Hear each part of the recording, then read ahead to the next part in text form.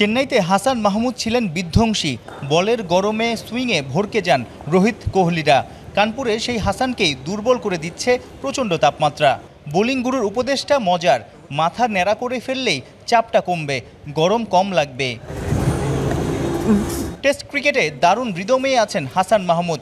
আরেক পেসার নাহিদ রানা যে কোনো পিচেই প্রতিপক্ষের জন্য বড় থ্রেট।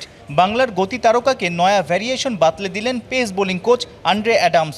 ঘন্টায় ১৪৫ কিলোমিটার স্পিডের সঙ্গে হালকা সুইং পেলে ধরাছোঁয়ার বাইরে চলে যাবেন নাহিদ রানা। হাসান, নাহিদ, তাসকিন, খালেদ পেস ইউনিট নিয়ে চাপটাও কম টিম ম্যানেজমেন্টের। মনে হচ্ছে মধ্যপ্রাচ্যে আছে, কানপুরে নয়। এত গরম, সবাই ঘেমে যাচ্ছে। এর মধ্যে আবার প্রেস বক্সটা হলো ওপেন, অর্থাৎ বাহিরের বাতাস তো নেই, এসি, ফ্যান কোনো কিছু আসলে দেখা যাচ্ছে না।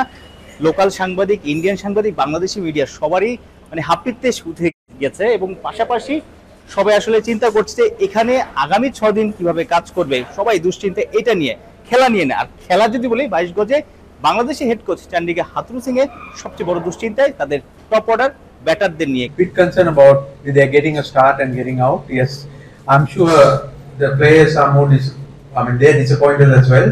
They wanted to do better. Batting coach David হ্যাম্পের সিরিয়াস না থেকে উপায় আছে কি? অনুশীলনে ঘন্টা দুয়েক শান্ত, সাদমান, জাকিরদের চোখে চোখে রেখেছেন। স্কিলের ধার বাড়াতে নানা পয়েন্টও ধরিয়ে দিয়েছেন। বাংলার ব্যাটারদের বড় সমস্যা, ক্রিজে কঠিন সময় পার করে সেট হয়ে ২০-৩০ রানে গিয়েই উইকেট ছুঁড়ে ফেলে আসছেন। স্কিলের সঙ্গে ম্যাচ অ্যাওয়ারনেস, শট সিলেকশন নিয়েও আরও ফোকাস হওয়ার বিকল্প নাই ওদের। পাকিস্তান সিরিজে 2 টেস্ট, এরপর চেন্নাইয়ে ম্যাচ। টানা 3 টেস্টেই বাংলার টপ 4 ব্যাটার ছিলেন বাঁহাতি, যে কারণে প্রতিপক্ষ বোলারদের একই লাইন লেন্থে বোলিং করাটাও সহজ হয়েছে। সাফল্য ওরা তুলে নিয়েছে। কানপুরে কি পরিবর্তন আসছে? স্কোয়াডে থাকা ওপেনার মাহমুদুল হাসান জয় লেফট রাইট কম্বিনেশনের কারণে কি সুযোগ পেতে যাচ্ছেন? জয়ের অফ স্পিনটাও কাজে লাগতে পারে উত্তরপ্রদেশের এই গ্রাউন্ডে। কানপুরে বাংলাদেশ দলকে আতিথেয়তা না দিতে খেলার সময় হামলার হুমকিও দিয়েছিল কট্টর ডানপন্থী হিন্দু মহাসভা। সে কারণেই মাঠে ক্রিকেটারদের আশপাশে কয়েক স্তরের নিরাপত্তা ব্যবস্থা দেখা গেছে।